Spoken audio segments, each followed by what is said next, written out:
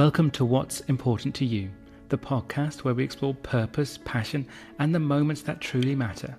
I'm James Dean, and each week I sit down with inspiring guests to uncover what drives them, inspires them, and what's important to them. What if the biggest thing holding you back isn't your circumstances, but a story you've been telling yourself for years? In this episode, we explore authentic leadership, personal freedom, self-awareness, and the hidden beliefs that shape our decisions, relationships, and success. We discuss why so many people feel trapped by old patterns, how to create a future that genuinely inspires you, and what it takes to break free from the limitations you don't even realize you're carrying. Today, we find out what's important to leadership coach, author, and former Royal Air Force pilot, Will Steele. Hi, Will. Thank you so much for joining me today. Yeah, you're welcome. Thank you for having me. Yeah, pleasure to have you here. Really looking forward to the chat. So we're going to dive straight in with Will with the first question, which is, what's important to you? What's important to me is being happy and having people be happy, And I work with a lot of people. I work with business owners, entrepreneurs, doctors, quite a few doctors who've got their own practice. When you set somebody free from some constraint and they're just so happy, it just lights me up, It lights me up to light people up. So that's what's important to me in my work and in what I'm up to in life. And then the rest of it's just really having a great life, You asked me where I was before. Right now I'm in Costa Rica. Yeah. I've just been surfing. I'm not great at surfing, but I am getting better slowly, very slowly. So it's always important for me to have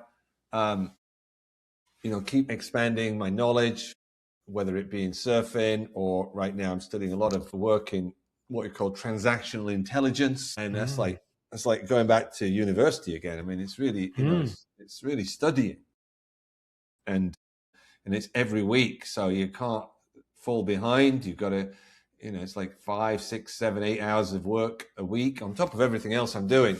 But yeah, I love to be always learning something new. Yes, absolutely. Yeah, and the phrase you used there at the start, I think is really, I want to touch on there because you said it was lights you up to light other people up. Do you know what I mean? So that a very sort of core thing. So it's obviously what you do now with the people, the various different people you work with, whether it be in business or individuals, groups, whatever it is. What brought you to that line of work now? That's kind of a long story. Yeah. Sort of. Right? So I was a pilot in the Air Force, and then I came out of the Air Force. I didn't quite get what I wanted in the Air Force. I wanted to fly single seat Harriers, and I now know, given all the work I've done, I did my own self-sabotage, so I didn't get that, and I ended up on C-130 Hercules, which most people would be so thrilled to be on, but I was sulking because I didn't get what I wanted. And then I left the Air Force at the very next opportunity. There was there's certain points you can leave.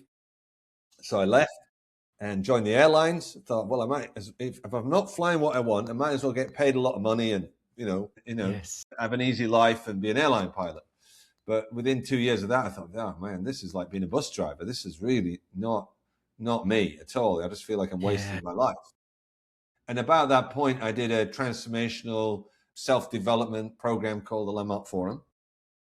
And I thought for most of the program, it wasn't for me. I was in the wrong room. It's for all these people with problems, And so when it had finished, I woke up the next day and it finally hit me. Boom. It's like, wow, my whole life I've been trying to have to be the best to make up for thinking I wasn't wanted. I got back to this moment. The work gets you back to the original moment where you'd made decisions. My dad's telling the story of how I came along.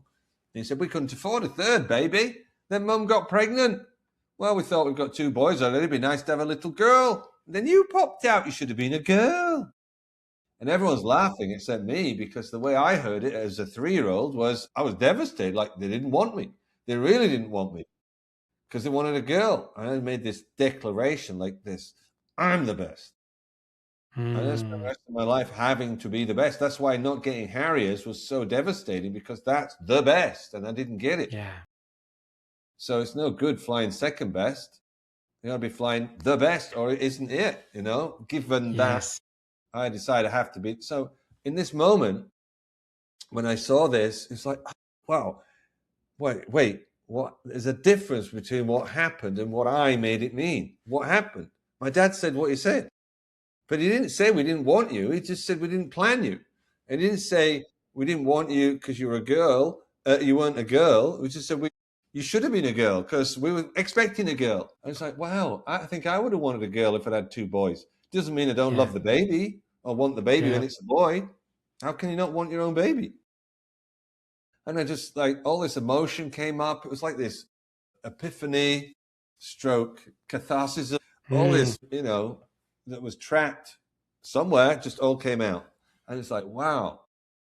And it was just like, my whole life I've been chasing something and there's nothing to chase. I've been making up for something that a 3-year-old decided. And it was just like so altering, everything just occurred new. Everything occurred like fresh and like, like I'm seeing life for the first time. It was so amazing, so powerful. I thought, wow, I got to keep, I got to do more of this. What else is there? We did the advanced program and then I did the leadership program. And then I had this opportunity. I got into British Airways, which is I got the top job in the British airline industry, which was, I got offered, the contract was Boeing 747-400s flying out of Heathrow, long haul, what everybody wants. It's what everybody wants because where it leads to eventually is you fly twice a month to Tokyo. You get the highest rates and flying pay and all of that stuff because you're going to Tokyo for some reason, and you only have to fly twice a month. And see, that's like the pinnacle of the job. The pinnacle of the job is to do less of the job. Wow. And it's like, it's obviously, you can't get enough of what you don't really want.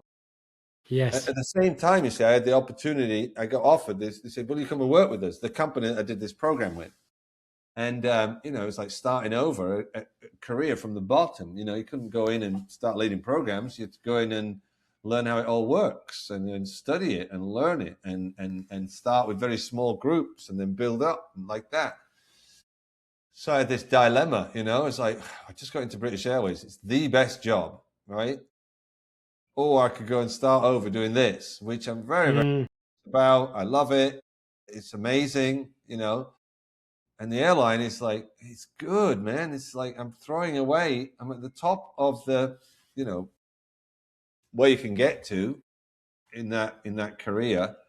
I mean, obviously you can get further once you're in and you get promoted as a captain and, but I mean, to get that job was like, this is the ticket. And do you want to start over doing this? So I gave myself 2 weeks to choose, right?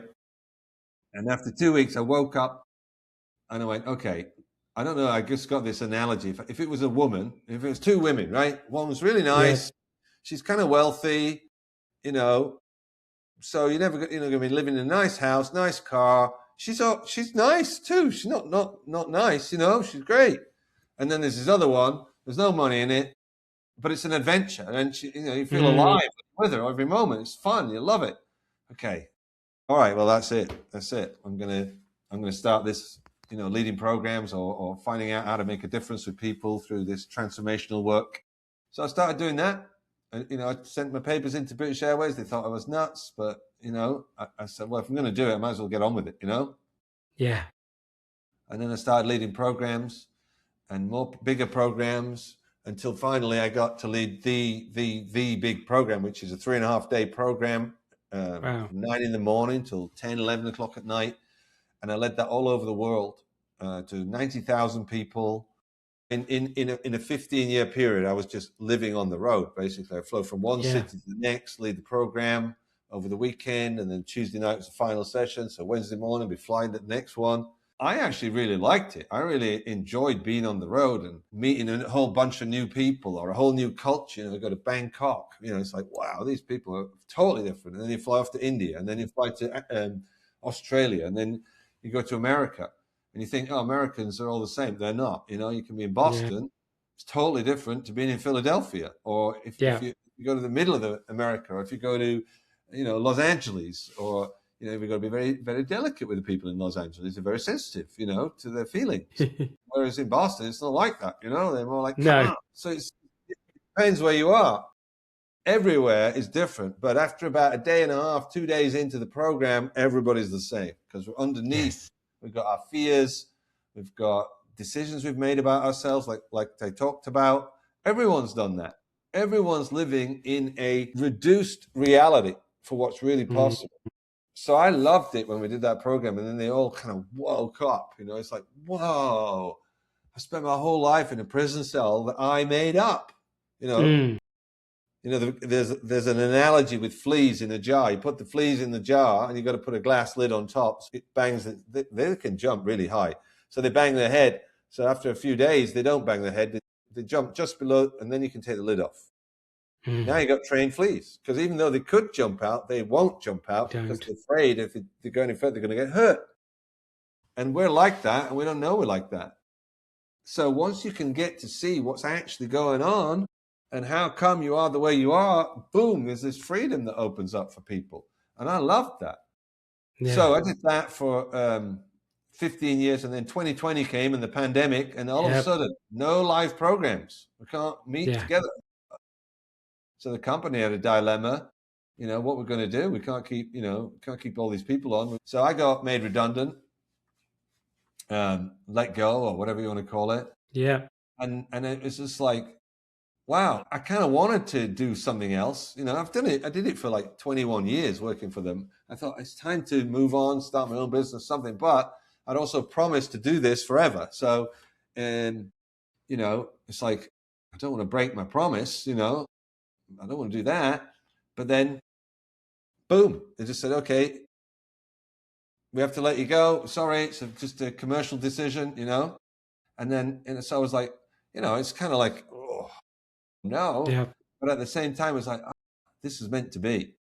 Yes. I am going to be the master of my own destiny. I'm not going to work for anybody else ever again, because it's constraining. You have to follow their rules. You have to behave, and I'm from, I'm brought up in the sticks, in the countryside. We're pretty wild, and I'm part Irish. My granddad was Irish, So we're like, when I was a kid, it was how bad could you be, how much trouble could you almost get into, right? And avoid getting into it, or oftentimes got into it. But that was there were no video games, and there were none of that. We had to make our own entertainment, Yeah. So, I like to, so it was just great. It was great to get that training. I've got absolutely no regrets from doing that. People talk about the company, this bad company, and they're too harsh and all this. Yeah, but I needed that, I needed someone to be harsh with me, to train me, to actually get me to get this stuff and be able to make a difference with other people.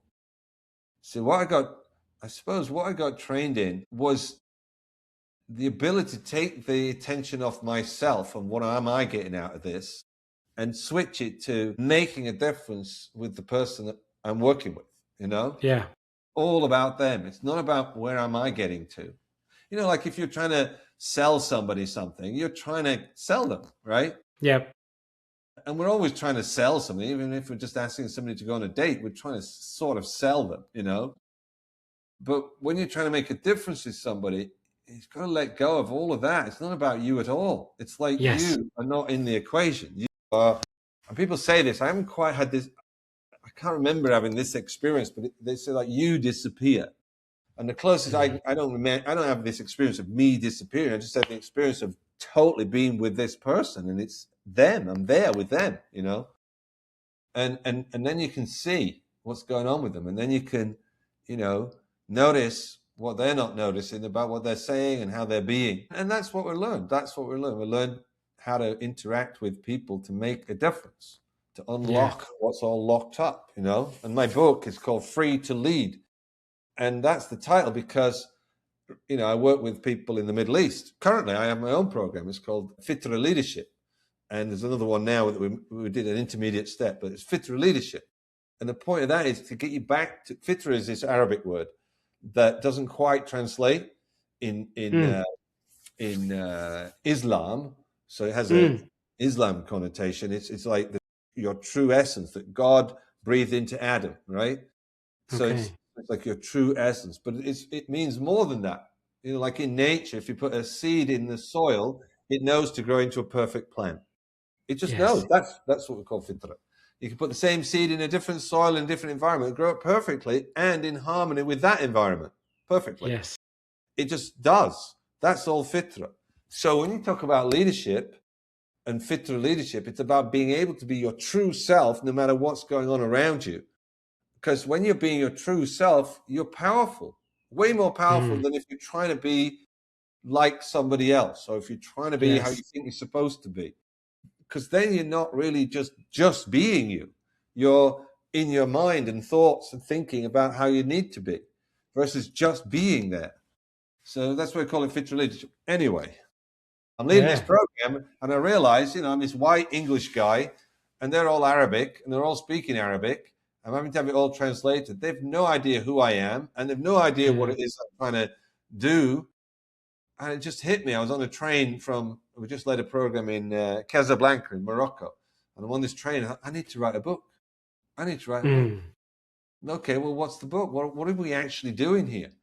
We're freeing them so they can really be the true leader that they are. And then the title came, Free to Lead. That's it. So that was the book. And I didn't want to write just a book, because, there's a lot of books out there. And you read a book and you maybe, I remember that book. Yeah, it's about this or it's about that. And you get like 1 point.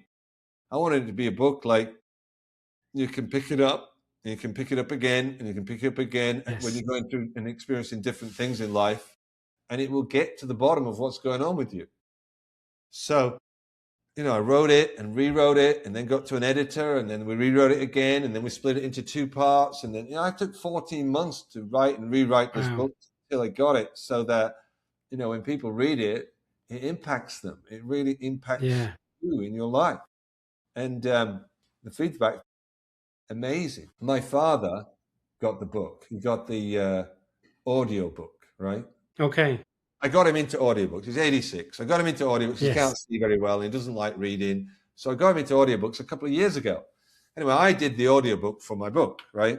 Which was easy because how I write is I read it and I read it out loud and I listen to it. And is it flowing? Is it what I would say if I was leading a program? No, it's not. Oh, okay, I've got to rewrite that. So by the time it was done, it was just me talking. So I go to the studio. It's just easy. I almost don't need to look at the page, because it's like so ingrained. Anyway, my dad gets the audiobook and I'm upstairs. I'm at my parents. And he's listening to the book and he's got it on full volume, right? Because he's hard of hearing. And then I tell that story that I told you earlier, like, well, you should have been a girl. Yes. And my dad goes, I never said that. I never said that. Yeah, I better go downstairs. He goes, I never said that. He was all upset, right? I said, look, wait. That's what I heard. Whether you said it or not is irrelevant right now. Who knows? Yeah. It's not even what you said. It's what I made up in that moment. That's the thing. It's not about what you said. You could have said whatever you said. I'm not blaming you. Yes. And so, but, that aside, how's the book going? He goes, I don't know. I'm disturbed, he says. I'm disturbed. Okay. And it will rattle you a little bit, the book, because it gets to the bottom of what's going on with you, you see, and people don't normally go there. Yeah. But 1 week later, I ring him up. I'm not there anymore. I've gone away, and I call him up. I said, what's going on? He goes, he says, I did it. I said, what? He says, I did it. And it wasn't easy. For the first time, he says, in my life, I told your brother I love him. Wow. All right. So I said, what did he say? Because my brother, he's been like, everyone's scared of him because he's kind of like grumpy sometimes and he doesn't talk a lot. And, but him and my dad had this tumultuous relationship my whole life, because my dad had this idea that the eldest boy's got to be tough. So it was really tough on my brother. I mean, you could see it happening, and I would switch the blame onto my brother as much as I could. So I didn't get it, Yes. So they had this terrible relationship, really. But he went round every Thursday, my brother. Anyway, my dad tells him he loves him. I said, what did my brother say? He said, I should think you do and all. Imagine these two guys, in the middle of Yorkshire, sitting in this farmhouse having that conversation. And I thought, wow, that's because he read the book. That he got that from the book. Yes. And it has totally transformed their relationship. Yeah. A few days later, I ring up and my brother, there's all this laughter going on in the background. There's all this laughing and joking going on. I said, what's that? What's that? He said, oh, it's your brother. He was there. He was so happy. And he's changed. He's like my brother's transformed. He hasn't read the book. He hasn't done Yes. anything. But my dad told him he loved him. And Yeah. that made a difference in that family, my family, but that family and their Mm, relationship. Thank goodness. My dad's 86. It was never going to yeah. happen. And that they have that relationship now is just, that's what it's all about. You asked me what Yeah. lights me up. That's what I mean by lighting people up. It's like, they're Yeah. straight up. They've had this horrible relationship and they've got no clue. It's just the way it is, right? Yes. Unless you can get in and have them get another perspective. And then it doesn't have to be that way. Yeah. Absolutely. Thank you so much in that what you shared there. Obviously, the whole sort of chronological the story to get to where you are now, but even just the last story you shared, you can see obviously the huge impact. And I think there's a couple of things from the last story you just shared about your own father and your brother, and the fact that your father's in his 80s. There's the first sort of common, I think, what I see, and I've spoken to people on this before, is the belief that someone's either is too old, too late, too this, whatever, too. There's always a reason not to do something, which proves that story just proved that there isn't. It's never too. No one's not too old. It's not too late. It's not whatever to try and make something. It doesn't mean that you can erase what's already gone before. It's not about, as you say, and even you said about the story, and he heard it. So I didn't say that when you were 3. It's not about blame. It's not about trying to right or wrong. It's about sharing the information to go, what could you do now and move forward?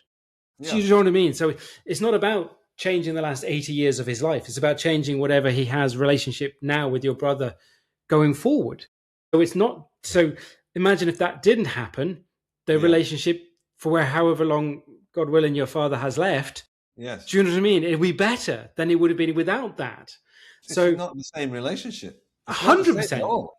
100%. So it's the fact that the belief that it's not worth it, or the belief that I'm not, it's not for me type thing, just proves that it's just nonsense. The other point that I think that really wanted to highlight before I forget, when you talked about you're talking about your career and moving away from the RAF and into commercial flying, and the fact then that you get to the point where you could say be at the pinnacle of that sort of Mm. career in some way, getting that role with BA, and getting that route and that airline, and sort of what everyone wanted.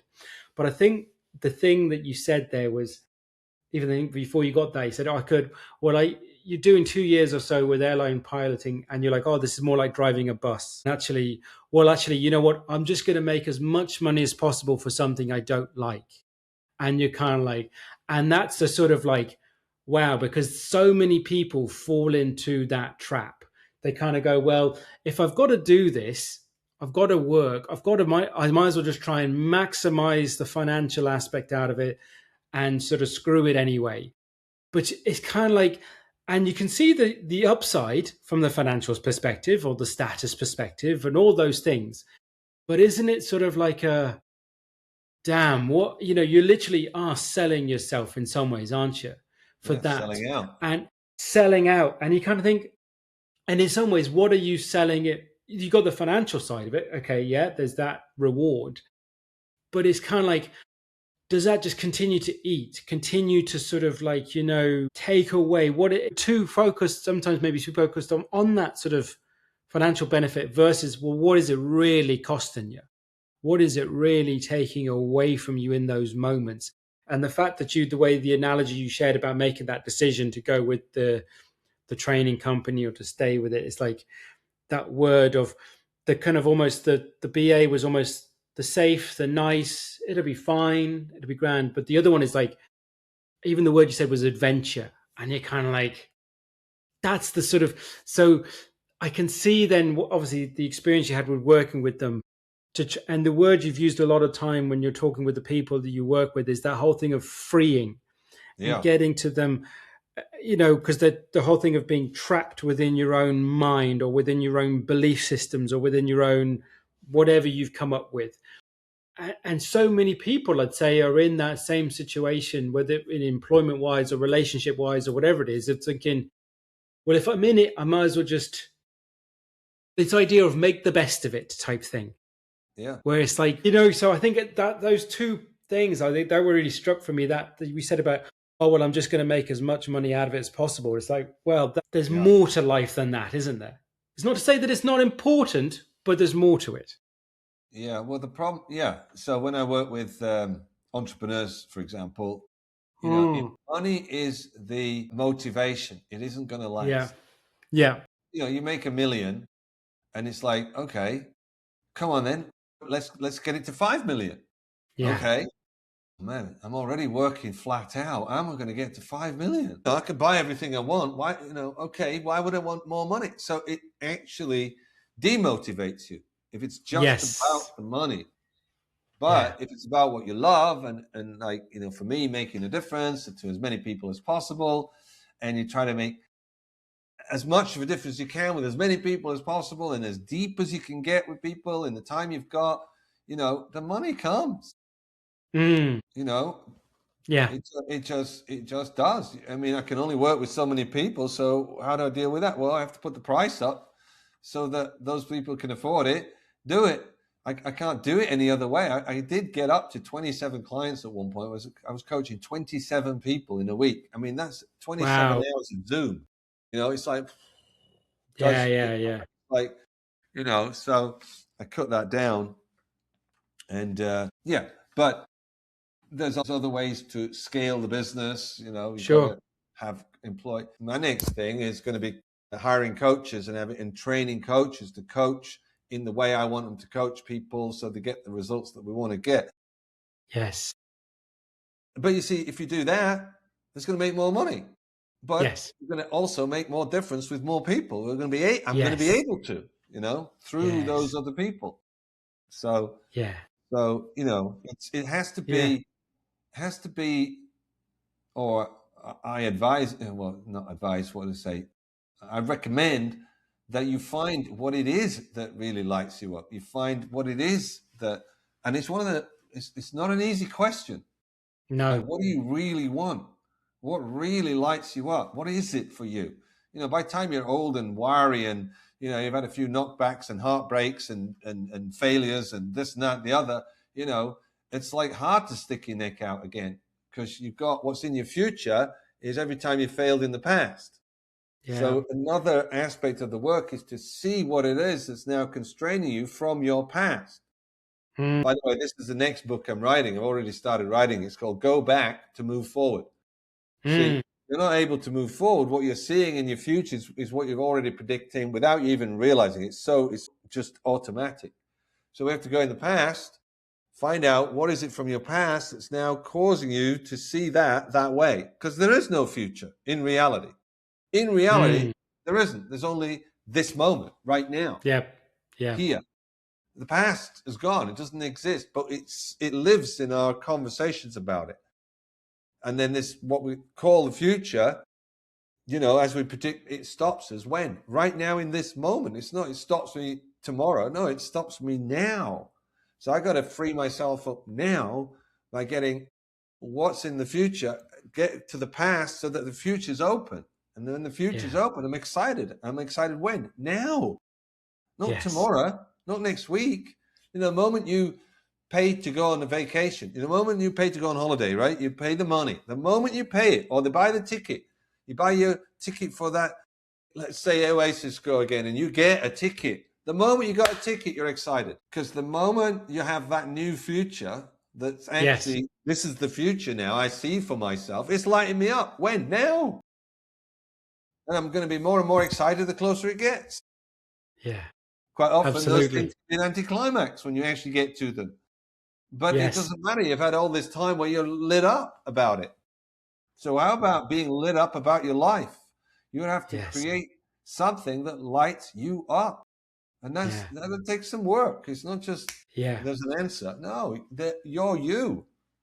And you are a collection of, I think the point I'd really echo on that as well is there's an element of people, and myself included in this, of being willing to try different things. If there's an element that has an interest in you, intrigue, whether it be an area of education that you think that you never wanted to get into, employment, industry, hobby, whatever. And it's like, there could be some things of in your back of your mind, you start something and don't finish it. There could be some things to work on there, and from your past, as you say, and if you're getting somewhere and you're stopping, but that could be worked on. But if there's something where you want to do something, you never go for it, you never even try, and you never really give it the opportunity, kind of like it's always there thinking and wondering, but don't think whatever that thing is, oh, it's not me. I was seeing a clip there. Do you know of Gary Vaynerchuk, Gary V? Seen him on? Yeah. So So I've seen a clip of him. I can't remember the actor who's interviewing, but the phrase he used is like, do you know how many people say they don't like oysters who've never tried oysters? Right. And this thing of like, he's like, you're saying you don't like, and I'd probably be one of those, put my hand up, because I've never tried them. I just look at them and go, and it's that funny thing of like, you're saying you don't like something, or you say you don't want to do something, but you've never even put the opportunity in front of you to do it. Yes. So there's this element of actually, as you say, what lights you up. You might not even know yet, because you haven't even tried enough things to figure out what it actually is. And if there are some things that are in the back of your mind or your past or whatever that are keeping you trapped, you'll only know some ways by actually getting out there and doing something and then working. It's kind of like you can't do one without the other. Does that make sense? You kind of have to move and work at it at the same time. Yeah.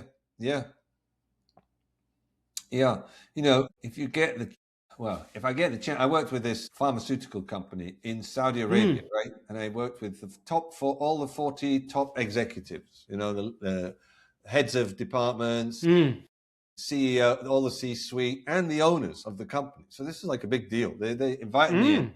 I was coaching one of the owners.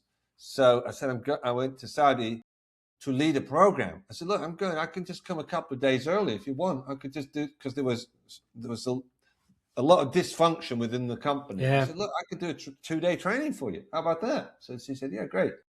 So he came in, and it's really interesting.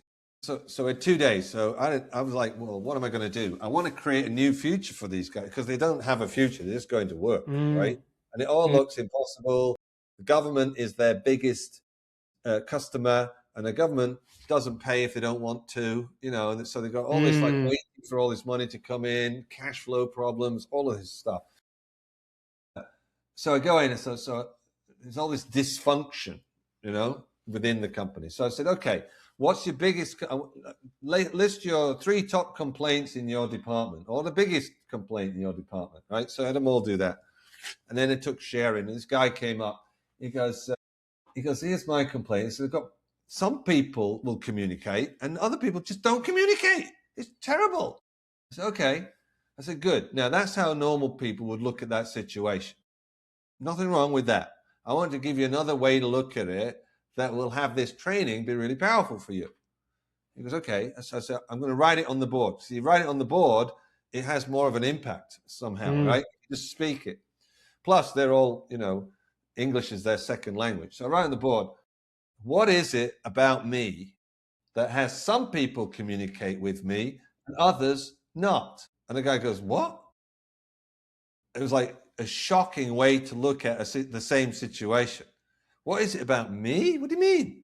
See, the way most people deal with that kind of thing is they just keep replacing people until they get enough people that work the way they want them to work. They don't go over here and look at, who am I being that this is the way that it is? Now, is it the truth? Who knows?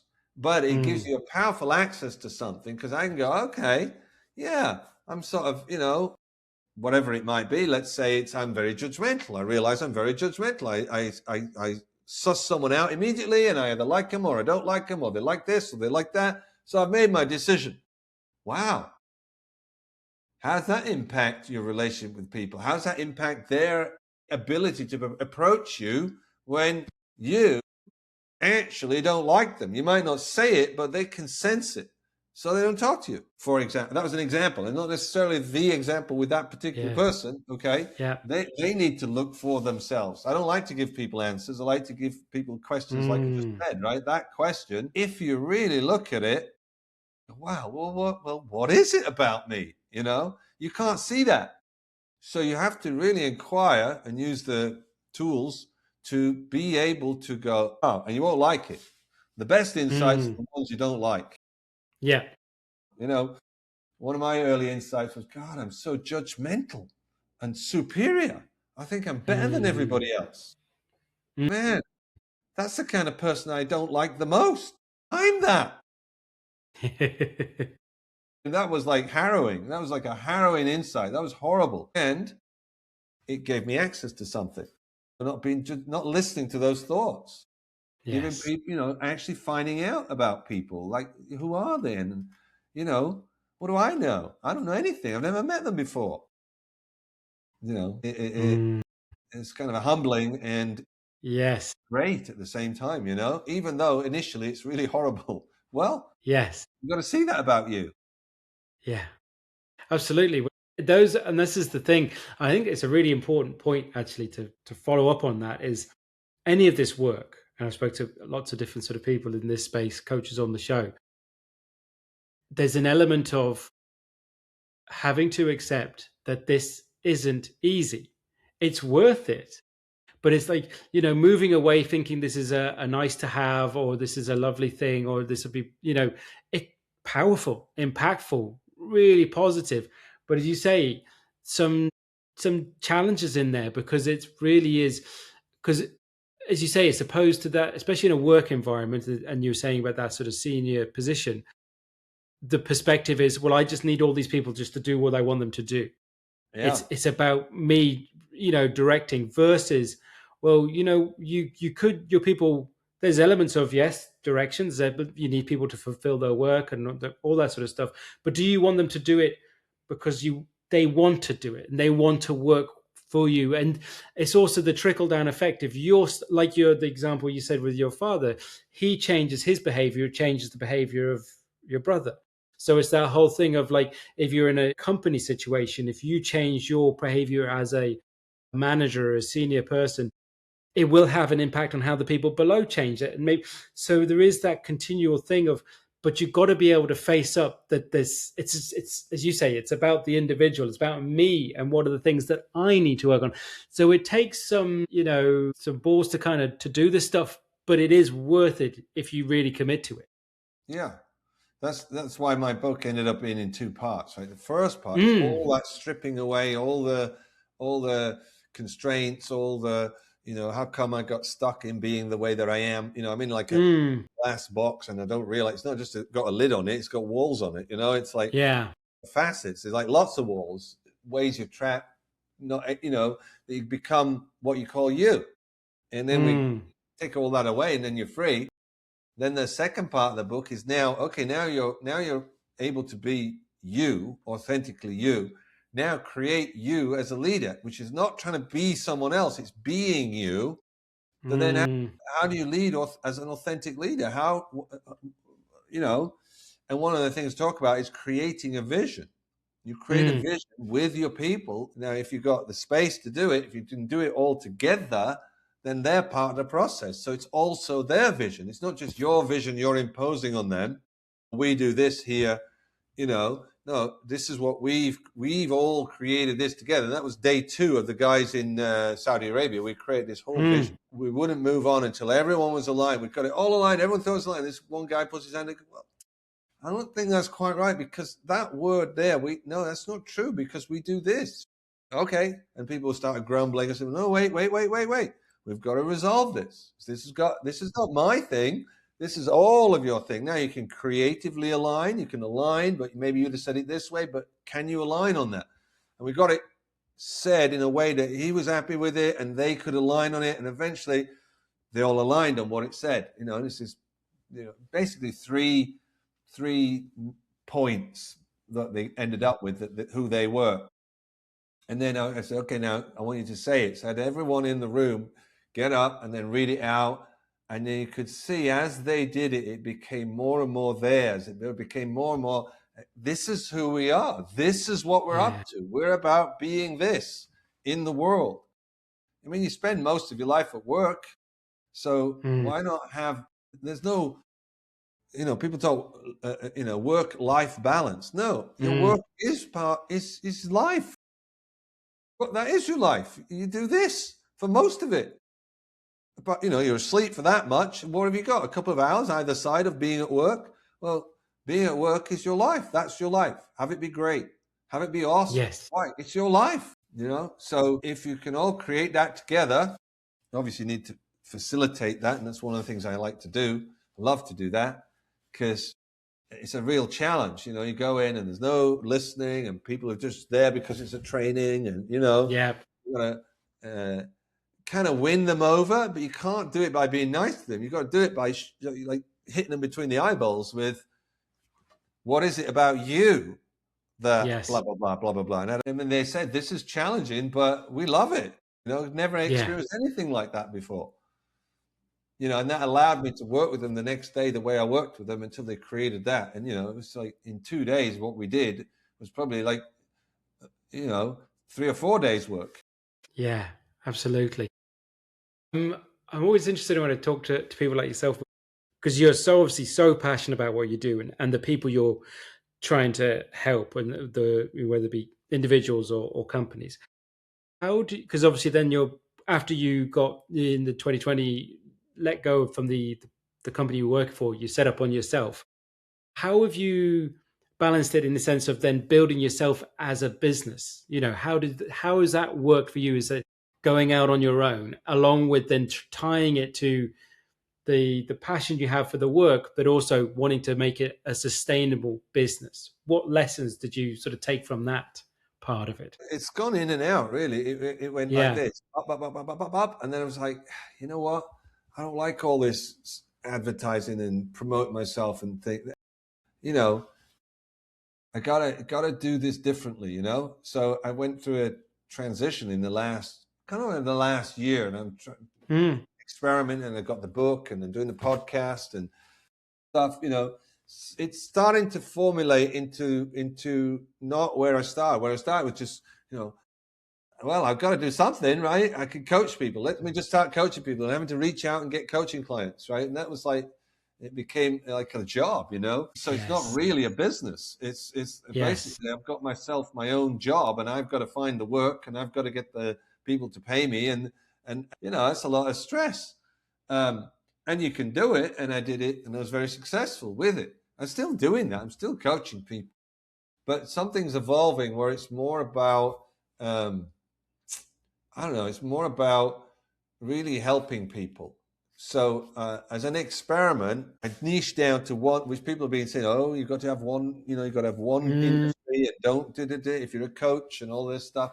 So I took the coaching, right? Okay, we're going to do this. Who do I like working with? Who've got a lot of success with? Was garage owners. In America, they're a bigger concern. Like they have 6 garages and there's millions of dollars going. So it's actually a very, sounds like garage owners. That's kind of like, what? But the guys I'm working with, I know what they're doing because I've really fallen in love with garage owners. It's unbelievable. They're down to earth, solid people trying to grow their business. I was talking to a guy yesterday because I feel like I'm in a prison. This thing's just a prison. People won't do their job, and and I've got all these SOPs and nobody's following them, and oh man, I just wish someone would just buy it off me. They just want to get out. Okay, Mm. got to unpack all of that. Got to get this guy back to, why did he start a garage in the first place? What is it about that? Yeah. What does he love about that? But also, it's a very good business model as well. You've got to serve people, you've got to do a good job, you've got to be competitive, you've got to cut down your costs, you've got to maximize your input, and you've got to get the guy out of the business so that the Mm. business is working. No one's going to buy your business if it needs you in it.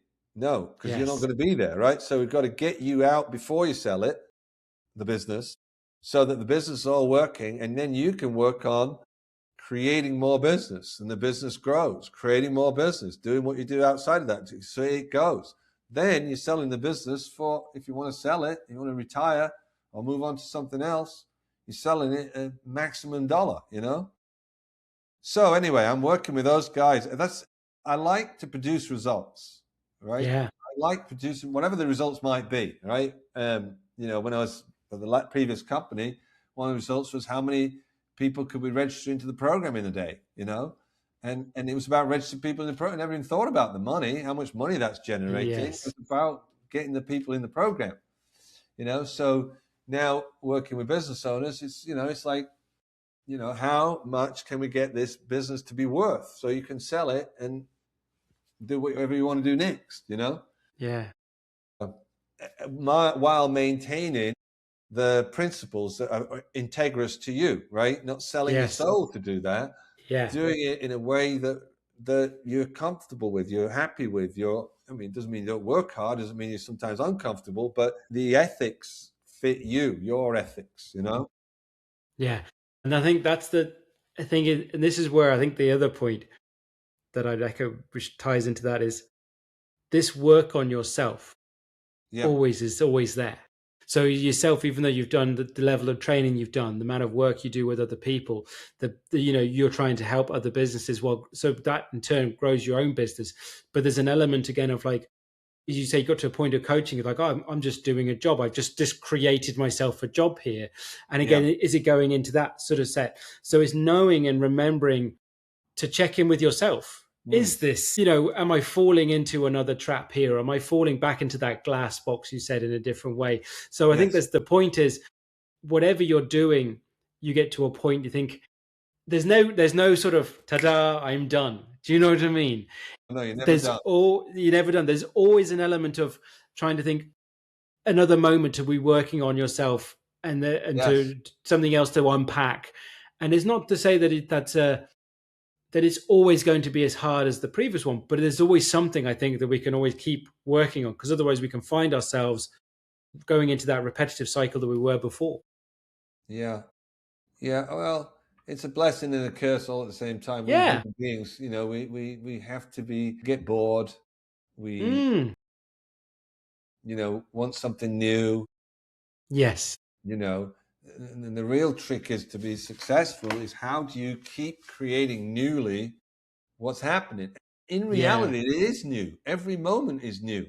Yes. Never been before. But we have Yes. a way, the brain has a way of like, oh, here we go, another day. Yes.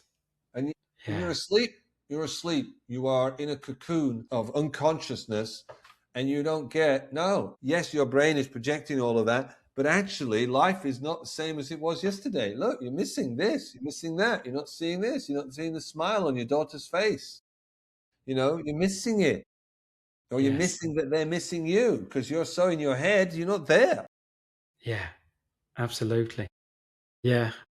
Is there, I want to ask, so in relation to the sort of, because you've worked with obviously so many different varieties of people and companies, that is there, when you say, because the phrase used again was lighting people up, lights you up.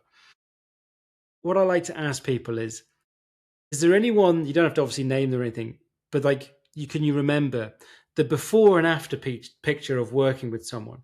So how they presented when they first came to you, whether it be just the way they were as an individual, how they carried themselves, what they were saying about themselves, to the sort of when you completed working with them, how they had transformed, what they were necessarily like as a person, even if from like a visual perspective of how they just were themselves.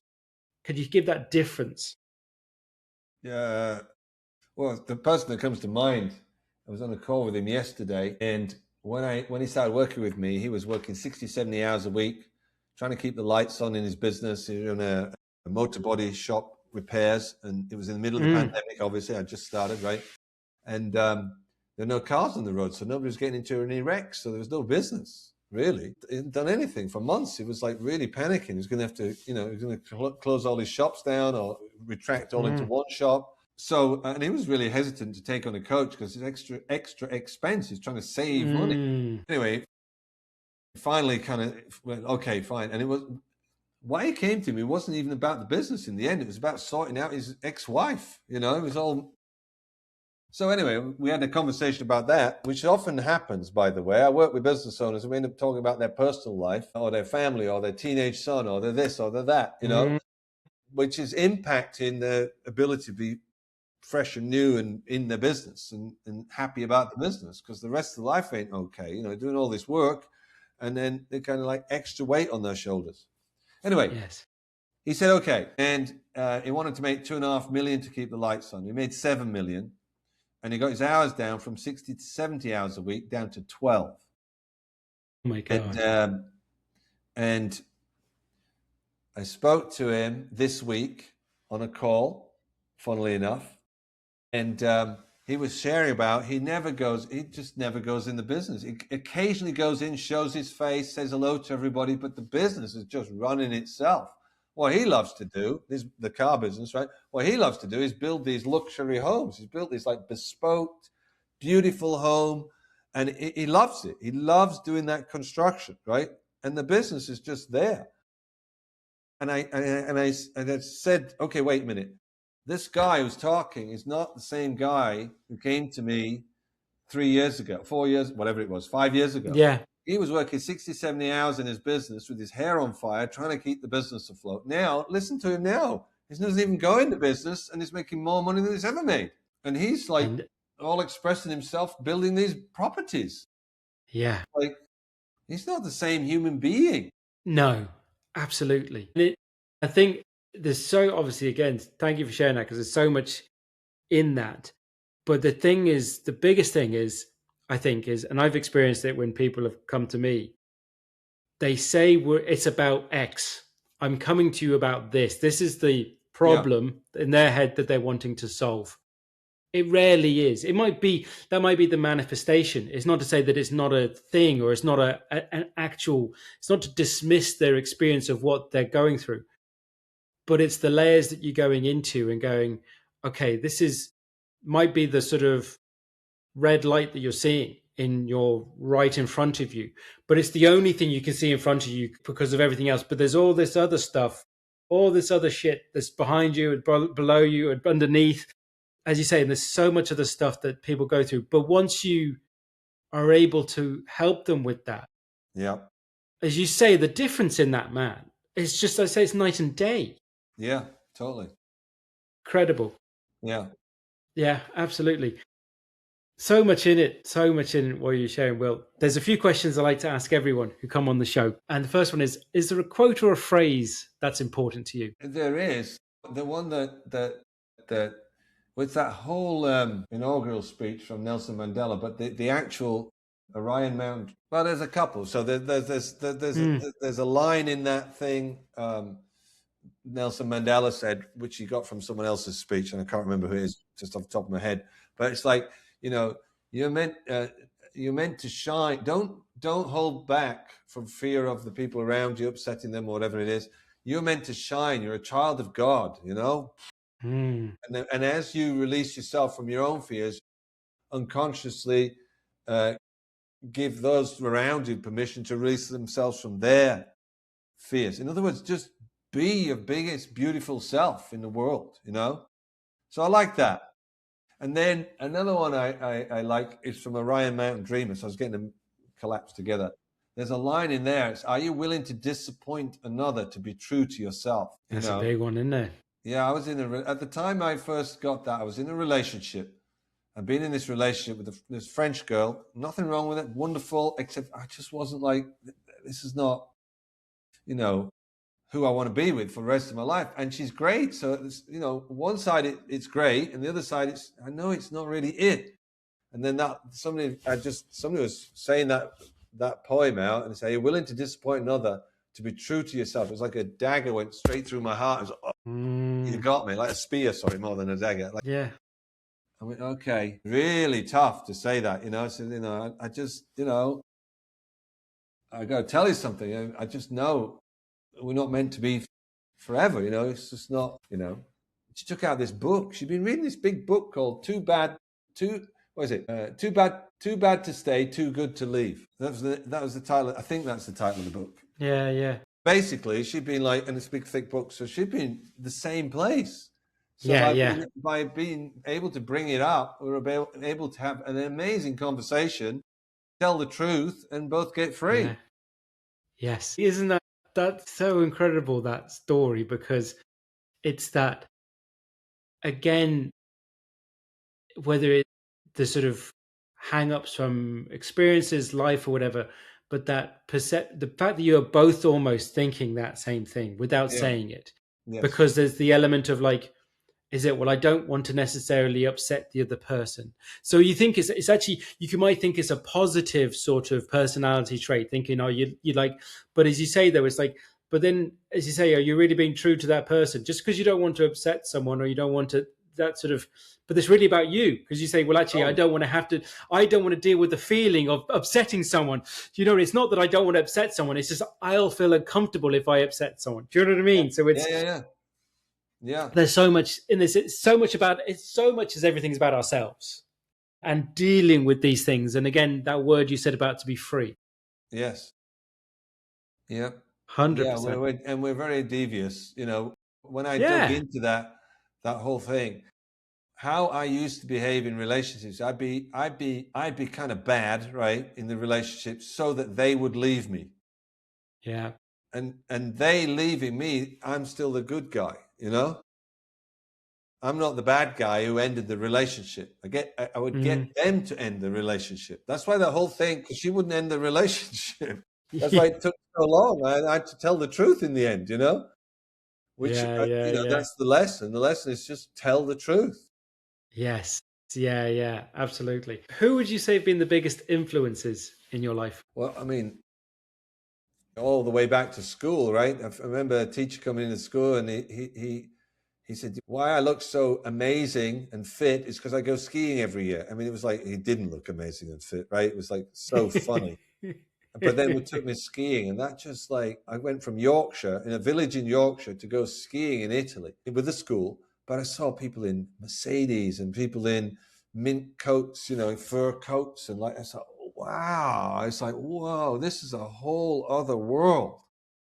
So it just opened up my perspective of there's a world out there, and I think I've never stopped being curious, and I got the perfect job traveling around the world and meeting people and leading programs and getting to know different, because it got me really curious about what's out there and what is out there in life, and that was Mr. Barson, and it's just unbelievable how he loved kids, he just was great.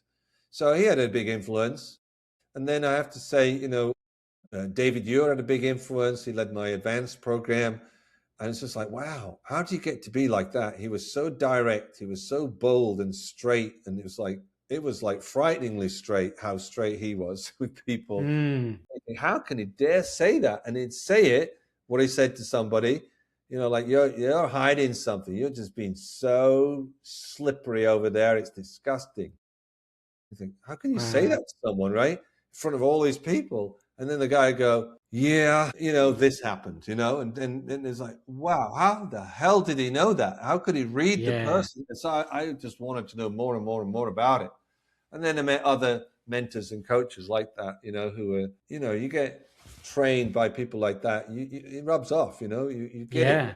So it's a big deal. And then, of course, Werner Erhard, who created the whole forum and S training and all that stuff, he actually coached me personally for a while. And just before he started to do that, because he wanted me to replace him, he wanted me to take over his work and continue it, right? And I was like, obviously puffed up and thought that's amazing that he wanted me to do it, right? I felt really like awesome, but at the same time terrified, like, oh my God, I wouldn't want to. That's such a big responsibility. And we went out for a meal, and it was to honor my friend, not me. My friend got me an interview with the Financial Times, so he took him out to say thank you.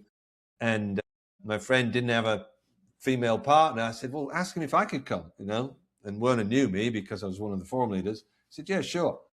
And we're at the table, and I thought I'd practice my Italian. We're in an Italian restaurant, and so I started talking to the waitress about gelato and da. So talking all Italian, right?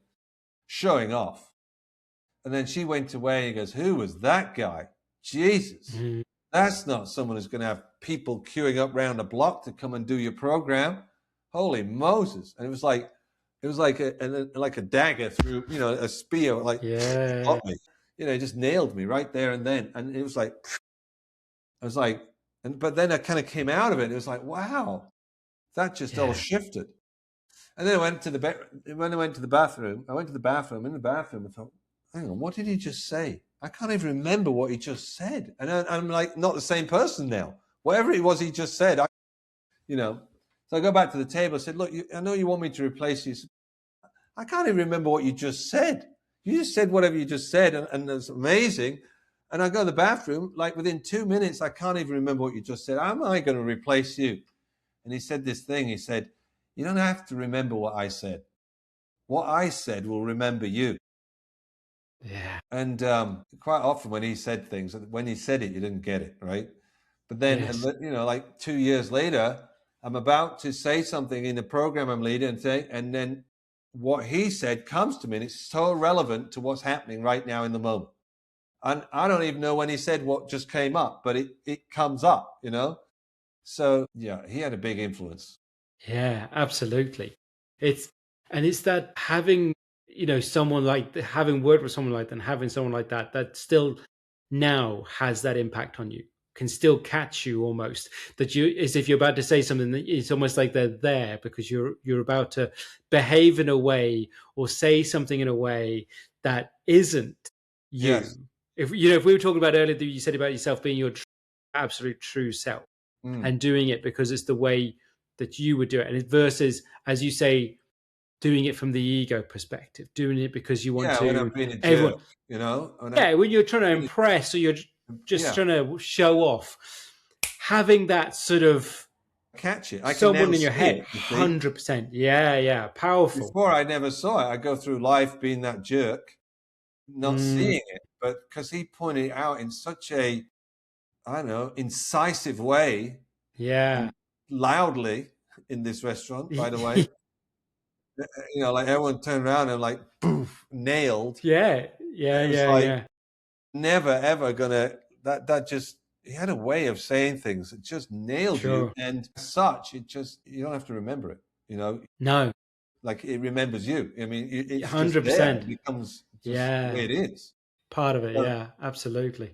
When things are not working, how do you get to be authentic? Well, you got to discover how you're not. Or, how do you want to be happy? Well, tell the truth about where you're not. Or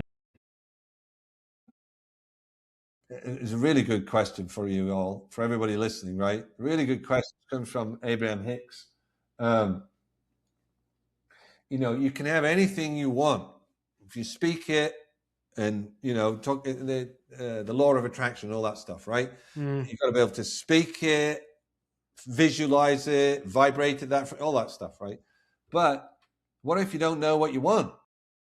You don't really know what you want. What is it that I really want? So the first want is to want to know what it is that you want. Now I've got that stuck on the mirror here. I want to know what it is that I want. And I've had that question in front of me now for about 6 months. So keep asking that question. What is it that I really want? What do I really want? I think I've got what I want. Okay, well, but check it in, check it out. What is it you really want?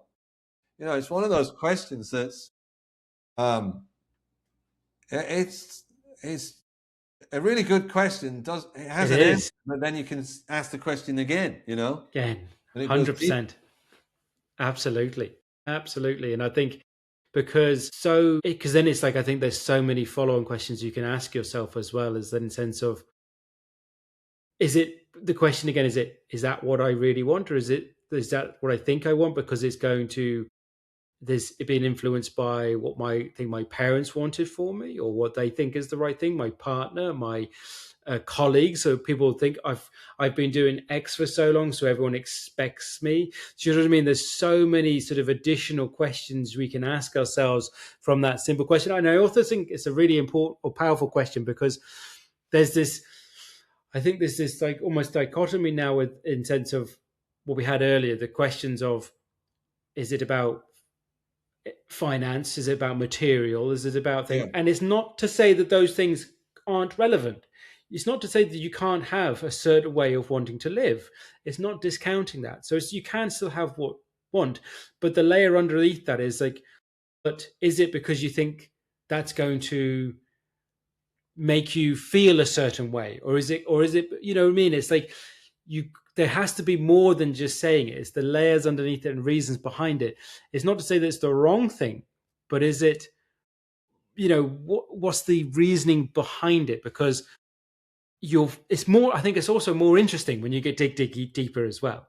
yeah, The surface ones can be relevant, but when you actually go a little bit underneath it, I think that's where you said the word earlier about curiosity. I think that's definitely a much more interesting thing to go into. yeah, yeah. Call that process drilling down. So Yeah. you say, I'm going to do this. Okay, why do you care about that? Why do I Mm, care about that? Well, because I like this. Okay, great. And why is that important to you? So you kind of yeah. keep going. Yeah. It's a way to keep the correct till you get to what you're talking about. Get to the bottom of the root of the real, if you like, reason, the thing that inspires you, the thing that moves you, the thing that touches you about that thing and why you're doing it. And then your life becomes a creation fulfilling what Yeah. really matters to you. Yeah. Absolutely.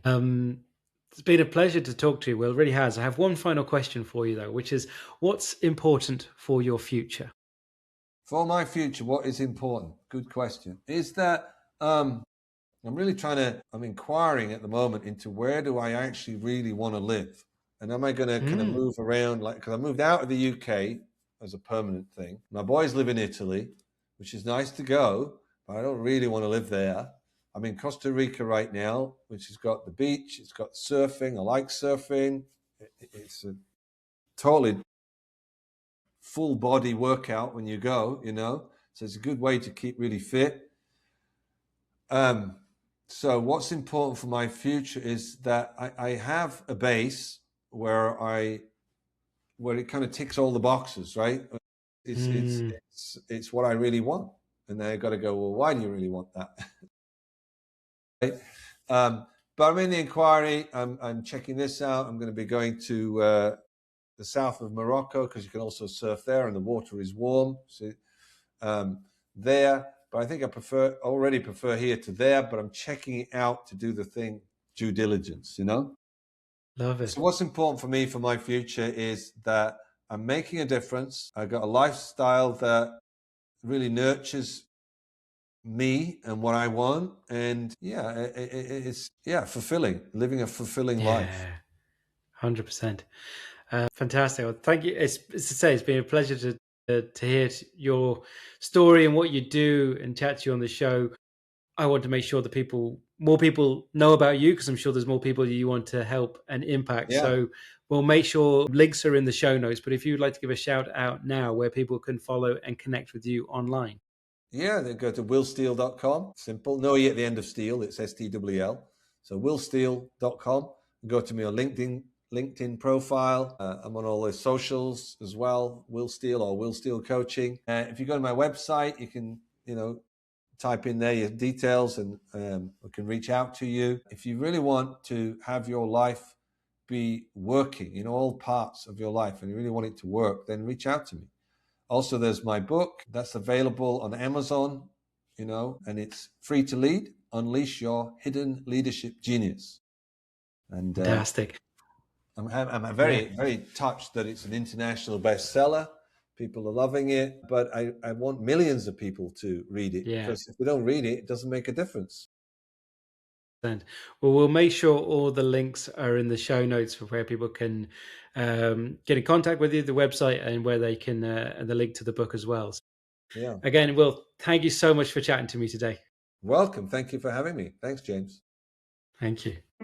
Thanks for listening to What's Important to You. If you enjoyed this episode, follow or subscribe wherever you get your podcasts. And if it resonated, share it with someone who might need it too. I'd love to hear your thoughts.